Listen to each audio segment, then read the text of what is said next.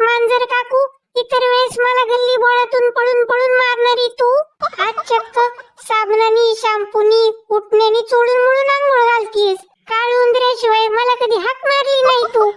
आज तुझं एवढं प्रेम का तू चाललंय ग? अरे मूषक बाळा, आता गणपती बाप्पा येणार. आईच्या गावात चक्क उंदराला आंघोळ.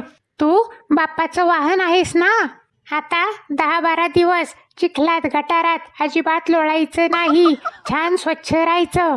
चोऱ्या माऱ्या करून खायचं नाही. बाप्पा पुढचा मोदकाचा लाडूचा प्रसादच खायचा. आणि आमच्याविषयी बाप्पानी विचारलं तर मांजर मावशी चांगली आहे म्हणूनच सांगायचं. अगं पण तू तर वाघाची मावशी आहेस ना.